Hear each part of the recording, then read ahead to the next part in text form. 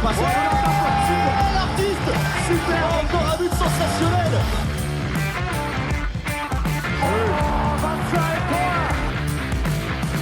That's a brilliant bit of follow-up play by Mahe. Oh my goodness me, what a shot. Sagosen setter det hen! Han setter den! De er i semifinale igjen! Hello everyone and welcome to the Uninformed Handball Hour. It's probably our final Champions League chat of the calendar year 2023 because we're moving on to the Women's World Championship. And so like we did last year, we're doing some midterm grades, which was a lot of fun last time around. We're giving a grade from A down to F, A being the best or A plus being the best, down to F being a terrible, terrible failure for all 16 teams, and giving our reasons behind that as well. Usually it sees us give some very different views on some of the teams, and I'm sure we're going to see that as well over the next hour. We got Brian Campion and Alex Kulesh alongside myself, Chris O'Reilly. And before we jump into it, another friendly reminder that we have a way for you to support the podcast as well on patreon.com/handball hour, where for as little as $3 a month, you can support the podcast and support us doing extra content as well. We have the weekly Morning Club episodes coming out to you, and during this upcoming Women's World Championship, we'll have some bonus podcasts as well. So it's a really good opportunity, particularly over the next 2 months with the Women's World Championship in December, the Men's Euro in January. We'll be doing a lot more. So even if you want to test it out for a month or two, these are 2 very good months. You can sign up for a month, test it out, and if you decide it's not for you, that is fine as well. And yeah, all of your support is greatly appreciated, and it's lovely to see so many people who have been with us right from the start of the year stick with us throughout the year. It's a nice first year of Patreon, I would say. Wouldn't you agree, Alex? Can't believe it's been a whole year. Almost. Almost, and we do have a new member to Patreon. So Hen Livgott signed up as a MTNet Club member in the last week. So thank you for joining us. And yeah, it's an exciting time. There's going to be tons of bonus content for the Women's World Championship, and then the Men's Euros is going to be absolutely wild. Balls to the wall. It's going to be great. All right, with that done, it's time to jump in to our midterm grades, and we're starting at the top of Group A with THW Kiel, believe it or not. 5 wins, 1 draw, 2 losses, and I'll go with that first. And my grade, compared to the Bundesliga form, they're top of the group. It's a solid A for me. How could it not be with this disaster of a team? You can't preface like Kiel's performance with their league performance. You know, I think I just did. But anyway, go. No, because we are teachers now in school, and we are teaching one subject, and our subject is the EHF Champions League. Yeah, we're giving them grades on that. We don't know what's going on in other classes, and we don't care really. So we're just going purely on the Champions League. Even on that, they're top of their group in what is a wild and incredibly tight group. They've beaten PSG away from home for the first time in eons. They had a setback against Aalborg. They came back and got a good result the following week. That's A-worthy in my books. Not an A+, but it's an A. I think you are right in a way, because going into the season, we talked about, it's still Kiel. They should be winning the Champions League. They have the best squad. But realistically, I think all of us thought that Kiel, they're going to fight for a 4th position maybe in this group. They're not as good as the other teams. They should be as good as them, but they're not. And they came out strong. They stayed ahead. I will say they had that easy run of games at the start. They got embarrassed by Aalborg. So I think if you have such a loss like 27-18 against Aalborg in your home, you can't get an A. Yeah. I think that has to dock you something. Yeah, that's a dock them from an A plus to an A. I went a little bit harsh with them. I gave them a B minus, but Oh wow, that's what a disparity. Nobody wants to take Professor Kulesh's class, that's for sure. No, he's a tough no character. soft touch. I give them a B plus pretty much for the same reason. Like when you get your pants pulled down in Aalborg at home to Aalborg like that, I think you can't get an A. So I gave them a B plus. Probably because I just don't really like Ika as well. So I always lose about a grade when I'm dealing with Ika. But yeah, B plus for me. I didn't expect them to be top of this group just past the halfway point. That's for sure. I saw this team as a quarterfinal team at best, and if they are in the top 2 in the group, then they've given themselves a much better chance of progressing beyond that. have they been fun? No. Fun. I love watching this team because you have it's fun if you don't support them. I think if you're supporting them right now, then you've aged about 10 years in this half season. But there's no boring games with this team anymore. It's either like, wow, this team is doing well and they're going to get a great result, or this is a car crash. And isn't it kind of funny to see Kiel have a car crash? Not just once a season, but now 2 or 3 times a month. But I think their style of handball hasn't been fun. They've been chaotic, as you say, the whole season, up and down. And I think all the players have been chaotic and up and down.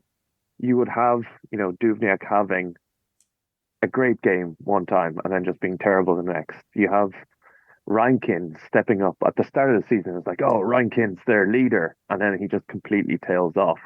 You get glimpses of the skipper, and what was it, that game against PSG, where it was really the skipper who showed up, and everyone got really excited, and it's like, oh yes, something's happening here, and then he's basically dropped for the next couple of games when they start losing, and that hasn't been fun to me, and I don't think it's conducive to a top performance. They've gotten by with the law of averages, or chaos reigning, and it's worked well for them, but I don't think that's an A.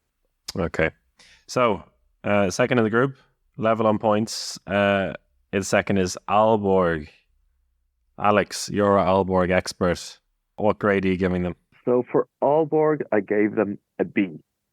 And I do want to say, like, with this group, we talk about positions. You said we're going to go through position by position. But right now, the group is basically there's 3 points between first place and sixth place. And like just a couple of days ago, Kielce were sitting in sixth place in the group. And then they got that extra win against Zagreb and they popped up to third place. And, you might be thinking, oh, this is actually a decent season. But I think we have to realize that all of these teams are very equal and have to think about their performances. And for Aalborg, I've been impressed with their performances. So I gave them a B. I think Aalborg have had a little bit of a reset.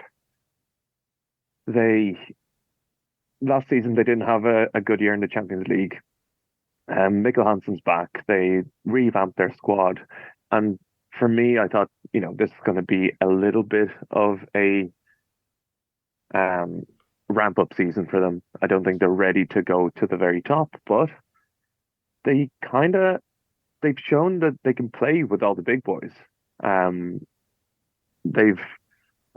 don't have it right in front of me, but they've beaten Kiel, they've beaten Karlstad, they've beaten PSG, I believe. Yeah, and they've beaten Kielce and Kiel away from home. Big results. The thing that really docks points for me right now at this point is that they've really dropped points against the gimmies. They drew with Zagreb and lost that quite embarrassing loss to Szeged, where, well, not embarrassing, but they got pretty dominated by Szeged in the third round of the season, where the new Szeged coach got tearful and excited that Szeged were back. But at that point, Szeged were really, really terrible. Both away from home, though. And all the bad results have come away from home, but that has also away from home where they've managed to beat Kielce and Kiel.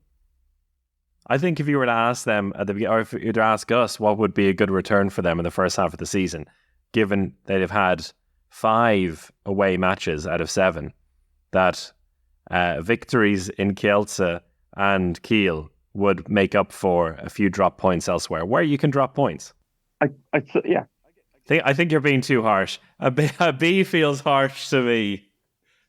What do you reckon, Brian? I actually also gave them a B, so I'm being too harsh as well.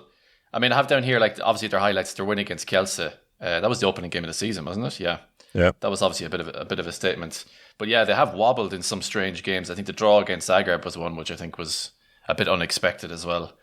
And I have it down here in my notes. They lost to Aalborg, but that can't happen. So I need to check who was the other the other low point I had marked down.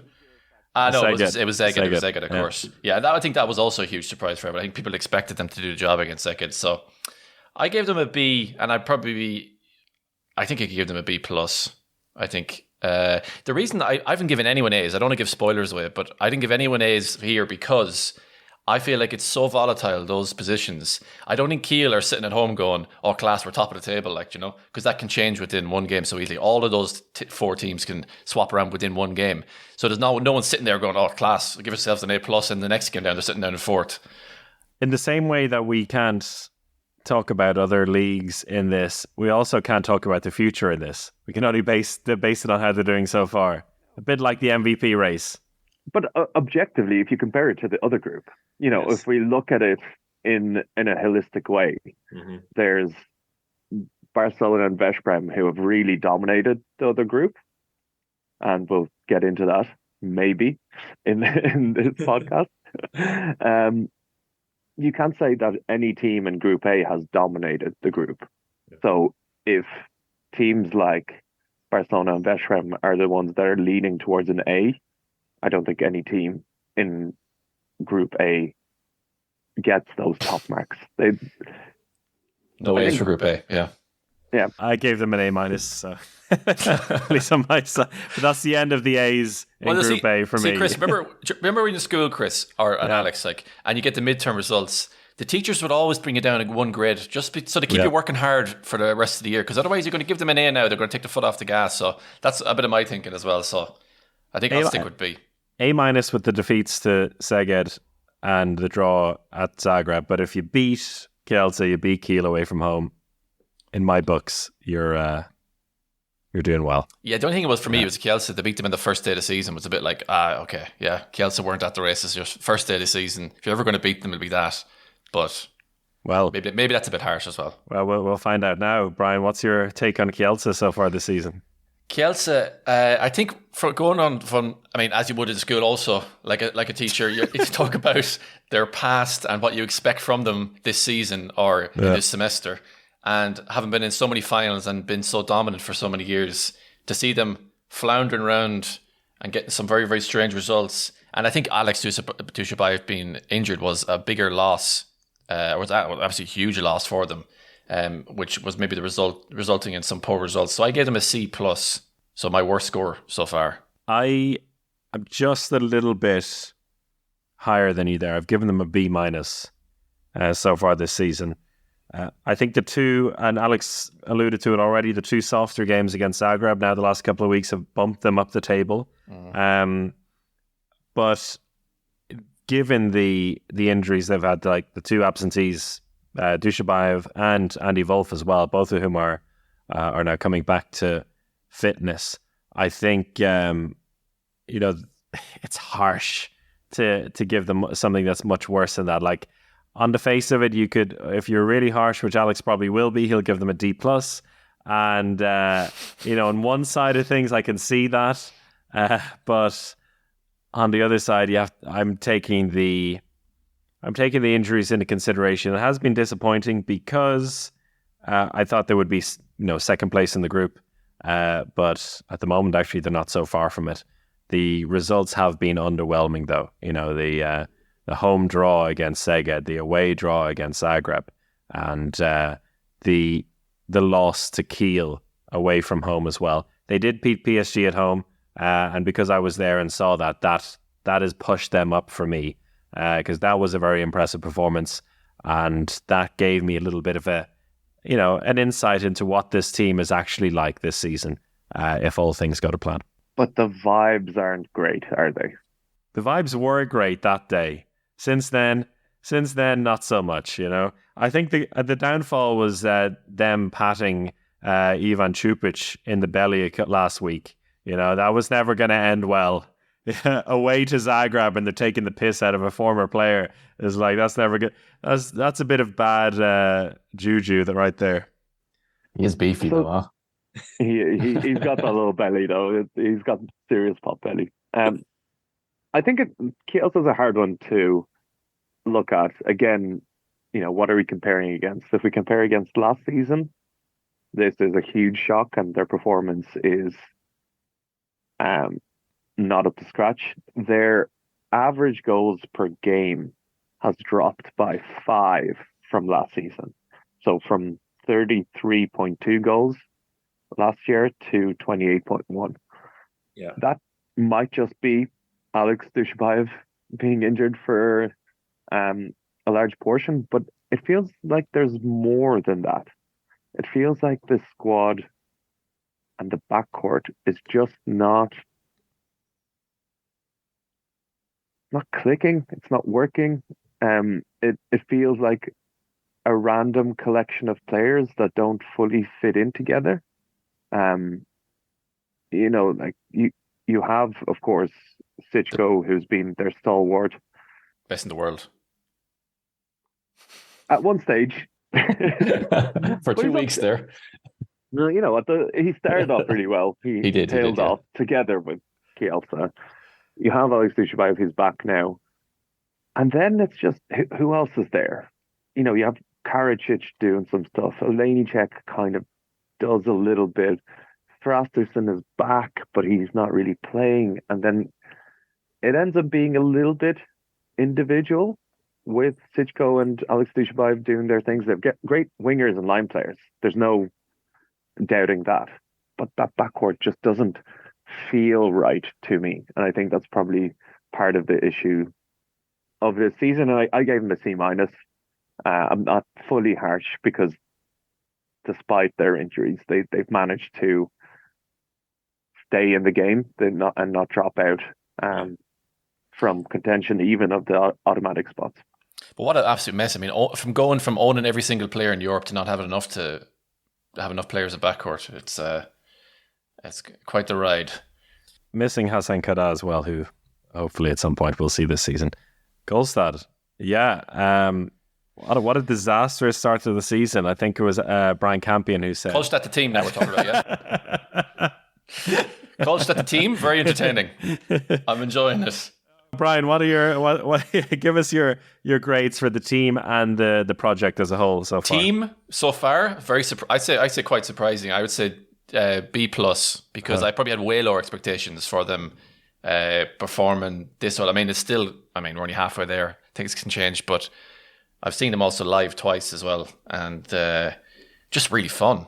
Really great vibes and really relaxed. You can just walk into the dressing room and they don't care because there's no culture in the club, so they don't know what's normal in the Champions League. So I get away with murder at the games. But no, I'm really enjoying them as a team. I'm really enjoying them as a project. I think the whole stuff that went on at the start of the season, I give it a D. But yeah, Sander Sagosen playing in red is the best Sander Sagosen you're going to get. I think that's what we've learned from this season. He is really looking like Norway Sander from Euros of bygone years, and he seems to be really enjoying himself. And what we talked about earlier in the season, if they can keep their team fit, they should do well, and that's pretty much been the case so far. I mean, they've obviously got that disastrous result against Zagreb, which was a bit of an anomaly. I feel like every team in this group has had one of those games pretty much where they got absolutely spanked. That Zagreb result was the first time we saw Zagreb cause an upset in this group, and I think all of us panicked. That's when I think Brian went on your big rant to shut down the club after the loss to Zagreb, and now they've done it to a couple of teams. Oh no, he's their best friend. Shut down the club, but keep the team. Give Brian Campy the job of managing director of the club. That's what we need. So you gave them a B plus. I also gave them a B plus. And a key thing for that for me has been their response to that really poor, underwhelming start and that shock loss to Zagreb. The fact that they've in 4 weeks in a row faced Kiel, Aalborg, and now PSG twice, and come through that not completely unscathed, but with some fantastic results and a 2-goal loss against Aalborg, which you can accept. I think that has put them at a whole other echelon in this group. We were plotting them down to 5th and 6th place not so many weeks ago. Now they are a proper top half of the group contender, and that for me is a big overachievement, and a B plus I think is a fair assessment of that. I gave them an A because they've been my favorite team in the Champions League this season. So this is Alex Kulesh's master's class in vibes, I see. You're an art teacher in school anyway. But art and cultural studies. You look at Kielce and then you look at Karlstad. Both teams on 9 points. But which club would you rather be in this season so far? It's got to be Karlstad. Or which team? Sorry, Brian. Getting half your wages. Vibe City. There you go. I will say this though, I probably went up a few points in my book as well, but how the players did respond to that whole wage situation, and they didn't just throw in the towel. There's something a little bit romantic about that. I mean, it's a bit like Stockholm Syndrome, fall in love with your captor, but there's something there. They maybe gained a few brownie points, even though I don't disagree with the whole thing, but I think it's something nice that they just said, no, look, it's going to be a tough season. We'll take the half pay, apart from the unnamed Icelander who left. Everyone stays over at Sanders' mansion. Exactly. We'll be fine. But they've been great. Sander Sagosen has been incredible. Their intensity that they play with is incredible. The home support they've started to receive, and it's kind of been building. It was a little bit slow at the start in the home games. They weren't quite selling out the arenas. Don't think they have sold out the hall in Trondheim yet, but they got very close. The budget's going to be suffering. But, we talked about they have getting to the quarterfinal in their budget. Yeah. I think they're going to hit their budget, and they really have the feel of first season Aalborg in the Champions League. They just have that same vibe. It's a whole different picture, of course. It's a whole different way that the club has been put together, but they just feel like something's going to happen with this club, and anything can happen. So I really like them. Gave them an A.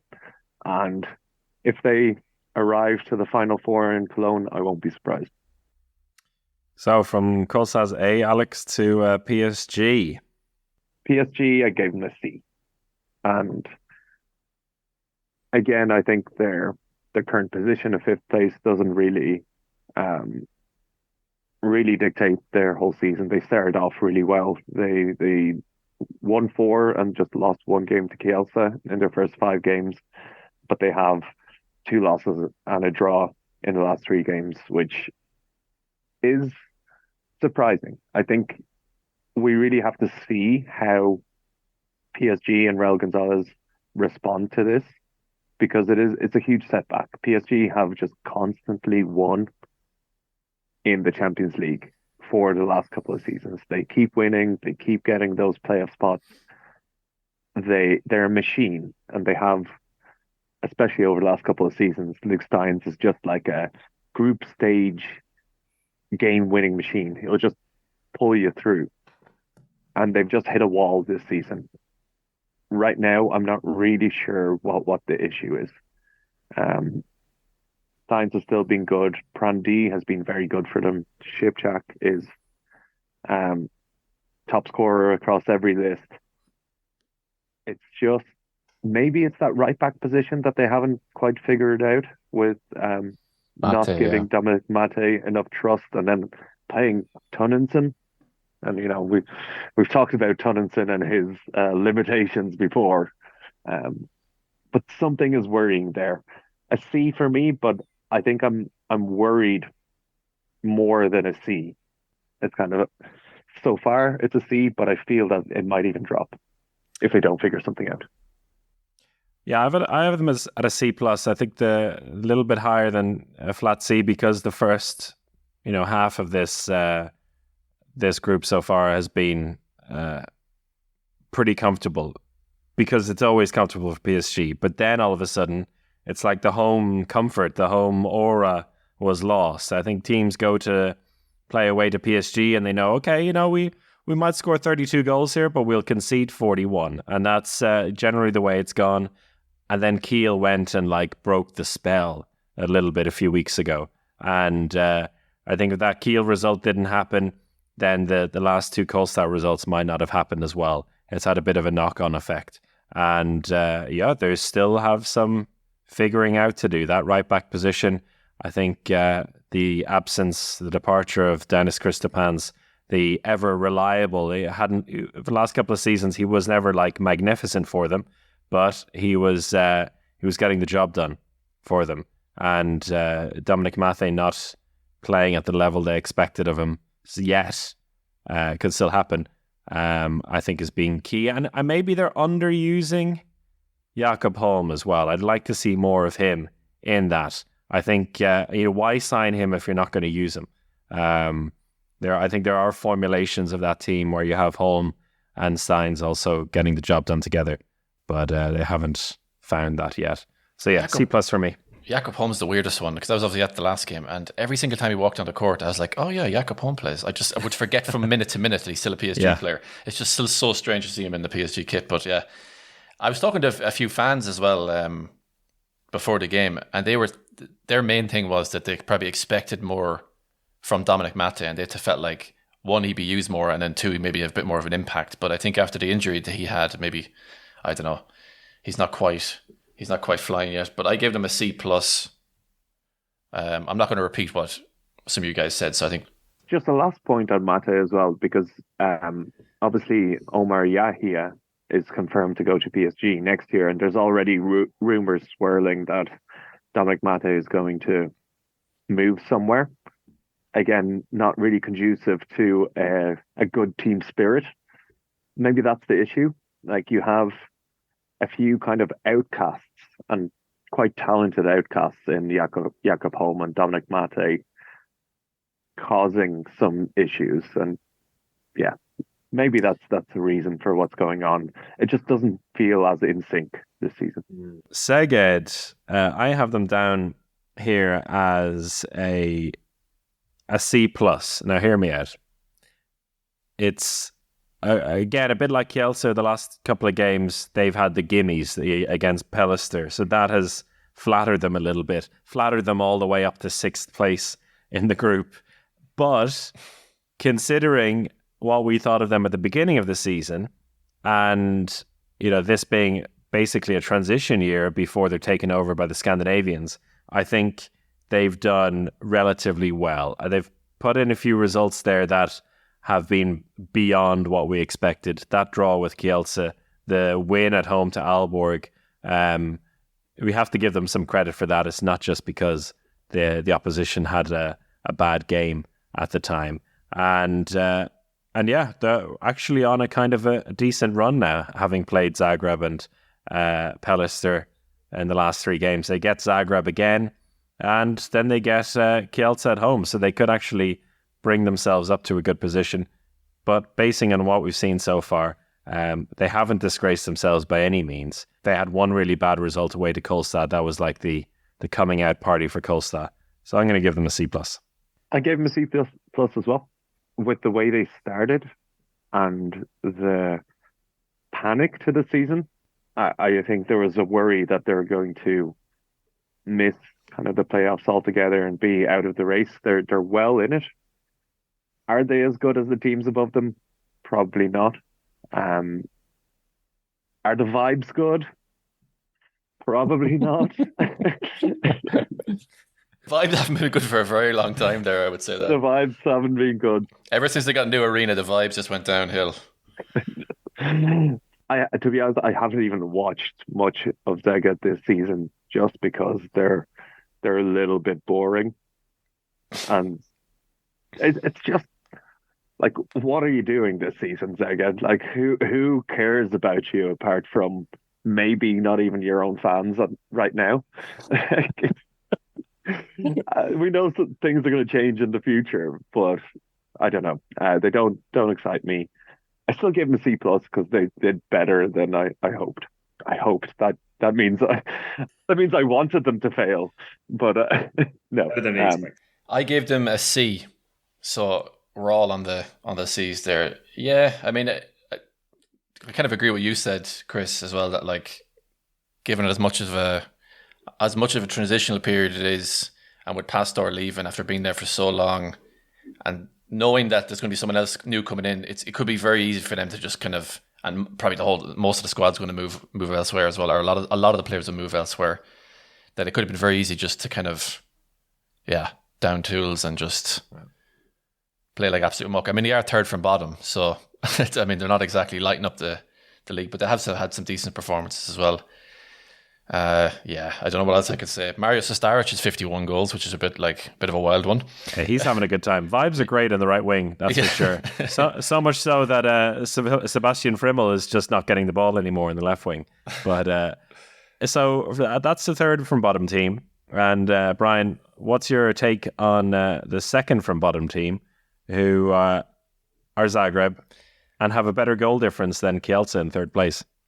Yeah, I saw Zagreb in the opening game against Kiel, and I was like, oh god, it's gonna be such a long season. And also, I kind of hated going to that arena and that place, like about 40 people watching the game, and I was just like, oh, this is like something kind of mildly depressing about going to watch Zagreb. I don't know what it is, but I think since then they've been quite. I mean, in terms of vibes, it seems like it's been quite fun. 2 wins, 2 draws. I think if you said to me at the beginning of the season that, I mean, it's weird. I put them in second last position in the group as my prediction for the season, and they're still second last in the group, but they're kind of like, do you know what? Pretty good. Pretty good.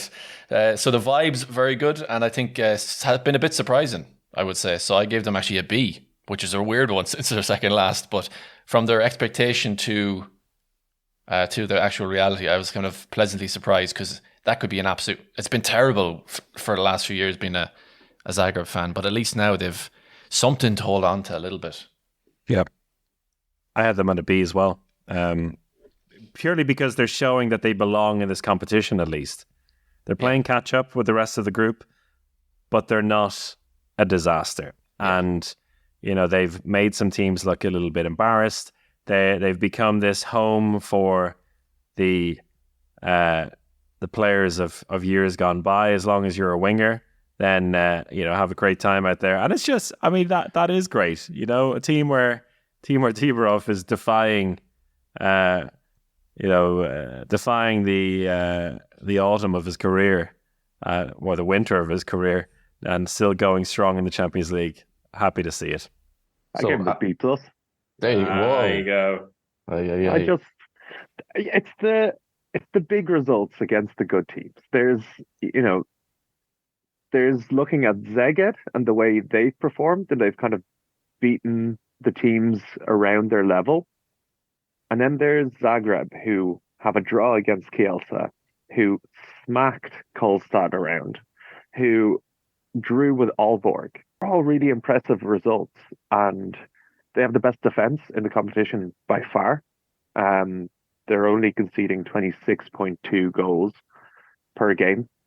They're only scoring 26.8 goals, so it's not quite the defense, more about their slow style, but they're making it work. There's some buzz around them, and they're not the worst team of all time like they've been in the last couple of seasons. We're getting onto them next. So let's get this straight. Alex, so far your top 2 rated teams are Kolstad and Zagreb, yeah? Yeah, they've exceeded expectations. Nice. So that's the way I've looked at these ratings. All right. Well, in that case, I look forward to Pellister. What's your rating on them? Oh, Christ. I think we've all the same rating here, do we? Go on, Brian. What do you have? F. It shouldn't be in the competition. Let's go on to Group B. I upgraded them to D- because they've at least they've put up good fights against the weaker teams in the group, like Zagreb and Szeged. And Kiel, they lost 23-20. Yeah. 3 goals, yeah. I'm looking at this from a perspective of the classic underdog team that is out of their depths, and we've all been there. So 3-goal loss is quite good, I would say, at home. I gave them a D flat because, they're not at this level. 0 points. They're not at this level. I mean, come on, what's the difference? Passing them. Yeah, because You soft teacher. 0 points, and the teacher. You got 0 out of. You literally gave that. You literally gave that the reason why they're a D and not a D- because because they've improved. You know. Oh, you're such a nice teacher. I know they are. I see them getting. I see them getting a point before this season ends. And then you give them an A, would you? No, then then they justify the D. They need a point to hold on to the D before the end of the season. Stop saying hold on to the D. I know, right? They're getting shafted down the bottom of the group. They sure are. Hey. They've got the home game in a couple of weeks' time against Zagreb. That's do or die for them this season. All right, let's keep moving then. Group B. I'll start with Barcelona, okay? I think I've been as dominant as they have been in other seasons, so I gave them a A-. Apart from the spanking to Veszprém, I think they've been good, but maybe not as good as previous seasons. And like the golden child in school, they haven't had many plus 40 goal wins. They've only had 1 plus 40 goal loss. So I think very good. Maybe not to the highs of previous years, which have been, absolutely incredible, but still top of the class. So A-. A for me. They've still been a golden child, just not beautiful, polished, 100% pure gold as they've been over the last couple of seasons. They've been really good. Dika Mem has been the best player in the competition so far. I like him becoming the absolute leader. And I want to just throw out a real big props to Luis Frade, just because we had so many question marks about that line player position with Fabregas leaving. And Luis Frade seemed like he was just kind of chilling in Barcelona. He got the big move. He was this kind of pudgy guy. Even remember at the few red cards. Home, yeah, few red cards. Was it after the semi-final where we were walking in Cologne last season, where Luis Frade knew that he wasn't really going to get on the court in the final, so he was having a few beers outside with his family on the Saturday before the final match, and he just turned all that around. He's been a really top player, solid in attack and in defense, and really dominant in attack. And I think that has, that's helped Barca stay top. So I do want to just give some props to Luis Frade for what he's achieved this season. Yeah, I have A-, same as Brian, because I don't think, there were doubts about them this season because of the departures. They've proven in the meantime that they are still a top tier team. But that loss to Veszprém, conceding 40 goals at home, that knocked them down a couple of marks for me. So A-. Do you think, Go on. just a last point on Barca, Emil Nielsen in goals has been out of this world. He's averaging 35%, almost 36%, which is, he was up above 40 for the first half of the season. Does that make you a little bit worried that are they reliant on a goalkeeper? It always makes me a little bit uneasy when a goalkeeper is just so far ahead of everyone else that, maybe everything that Barca have achieved this season is really due to Emil Nielsen being out of this world. And if he rebounds down to earth for, a playoff game or a quarterfinal game, they might be in trouble. If they didn't have Gonzalo Perez de Vargas as the other keeper, then I would be worried. But I think Gonzalo is a player who he's very zen about all this, and he's been the number 2 in the past. He knows how to deal with it. I think he'll be ready when it comes to the knockout matches. I feel like it's just part of the Barcelona DNA, especially in the Champions League, that you have a keeper that's always overperforming. I feel like, think back to any other season, I feel like if it wasn't Emil Nielsen, it was Perez de Vargas a few years gone by. So I feel like they've always had that kind of goalkeeper in their ranks anyway. So I think I wouldn't be worried if I was a Barca fan. Veszprém, my highest score, my highest grade. Me too. An A. No A+, just an A. What do we say about... You like Veszprém, don't you, Alex? What did you make of them so far? I gave them an A+ because they've been the best team in the competition. Their attack is really out of this world. Again, when we talk about changes from last season to this season, they're up at over 36 goals per game this season, which is the highest of any team over the last 2 or 3 seasons, up from 32.1 goals last year. They've just been a juggernaut, and they're doing it as a team. And I had doubts about them because I wasn't really sure if, Illich. I was just about to say Yeeha in my head. I just really don't like that. I don't like that Kiel team from the unbeaten Kiel team with Illich and Yeeha and Karabatic. When Karabatic becomes a coach, I'll fucking hate him. They had it too easy, They don't know the hard way. I doubted Illich, but he's managed to put in a really widespread attack. They just have so many ways of attacking. They have so many directions. They have so many players that have different abilities. Casado has been impressive for them this season. Eldorá has a completely different style to that. Canton Maya has a completely different style to that. Kosaratov has a completely different style to that. And all of those things have been working. So each of those kind of, they sub each other in. They spar for a little while, hit a few haymakers, and then go out there. And that's just worked really well this season. It's a thing that they've wanted to do for years now, and it's finally happening.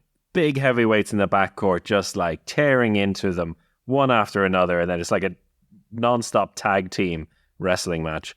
But it's finally working, and towards the end of the season, and it's going to happen because he's building up to the Olympics, Yahya Omar is going to come in as well, and he'll be ready to go and add his weight into that. Just before his injury, he was probably their best player.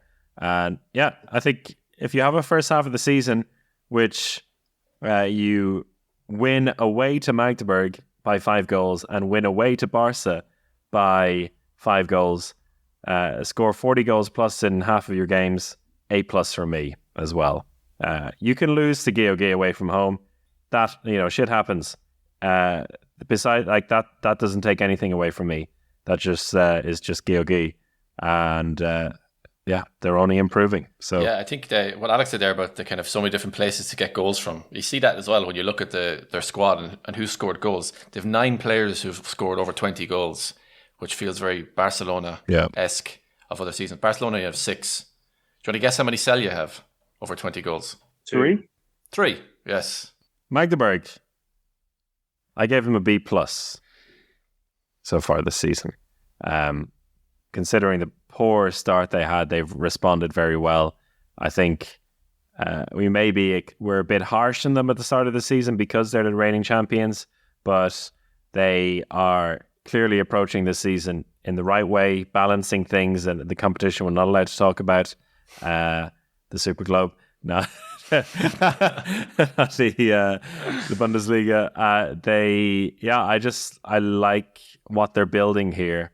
The losses they suffered maybe will. It's not completely ruling them out of a top 2 place. They managed to peak at the right time the last season in the group, and I think they're aiming towards that. That being said, they lost 2 games very early on. They've won 6 out of 8.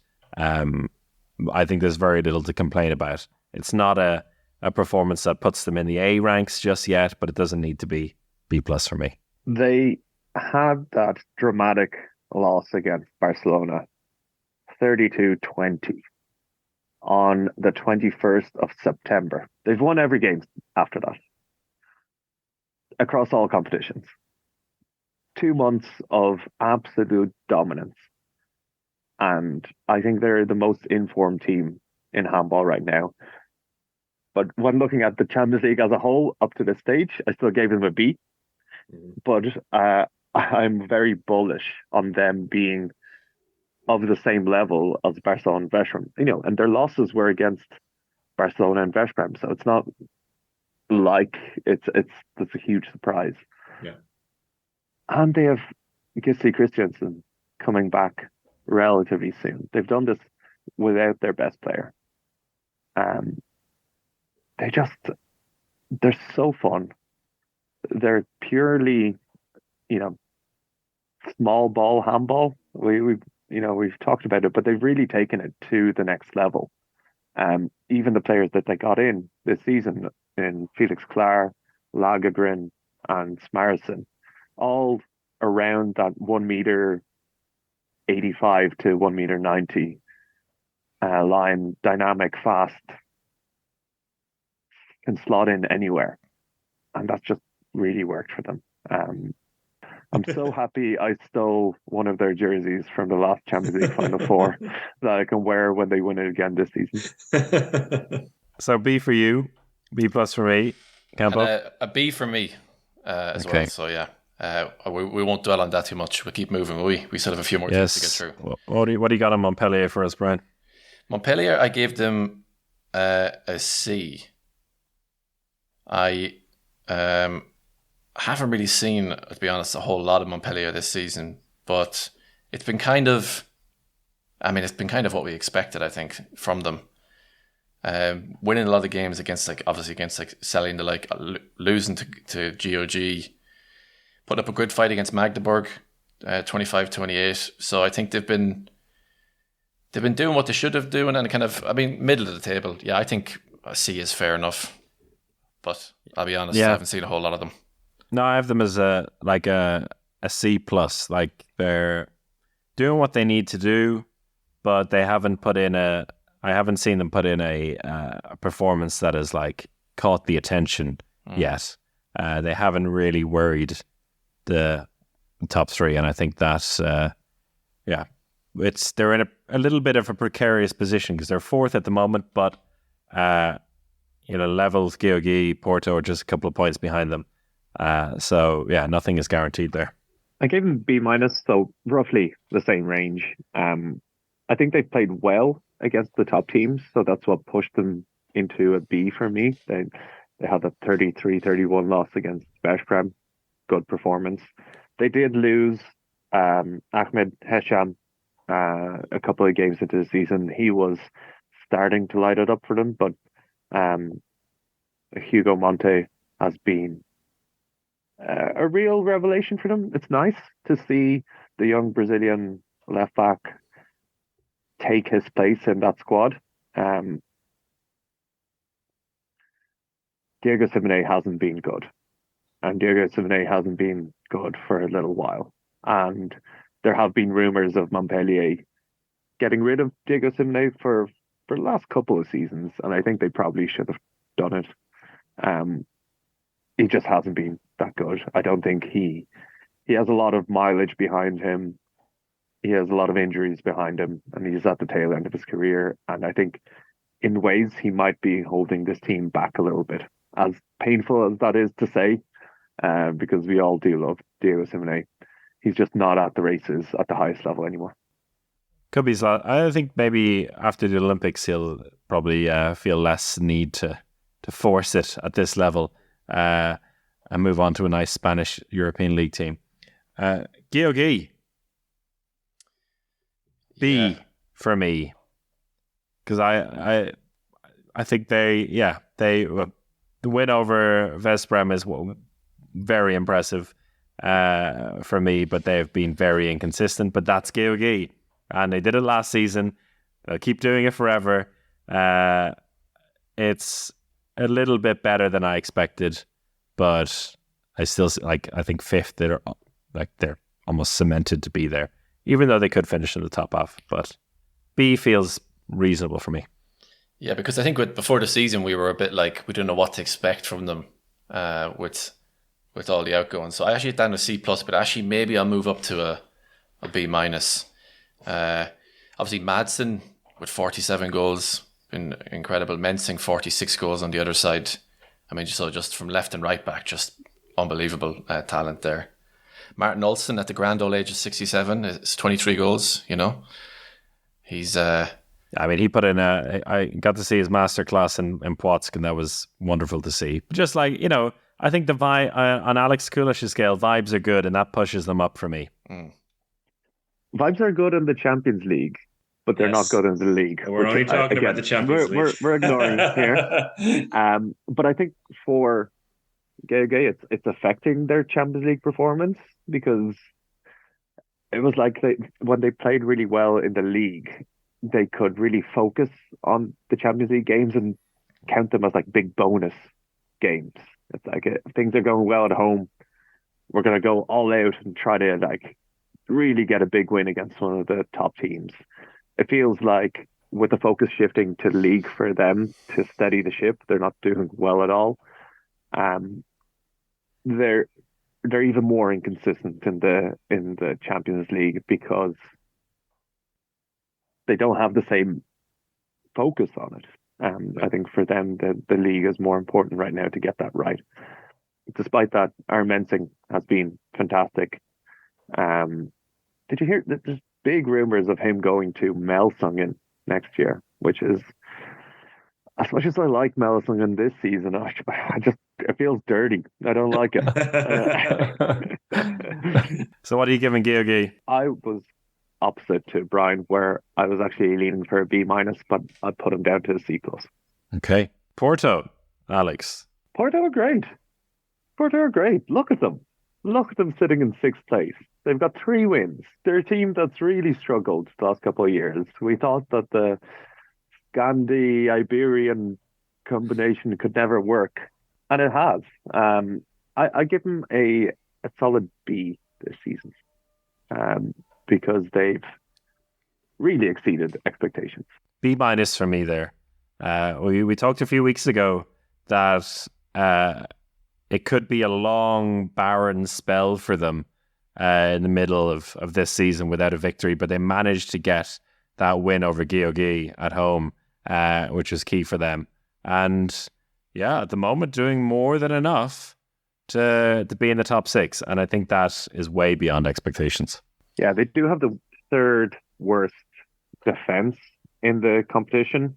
They've really taken a few big losses. Sorry, the 2nd worst defense behind Celje, 33.2 goals. So that's something they need to sort out. They don't have the same kind of...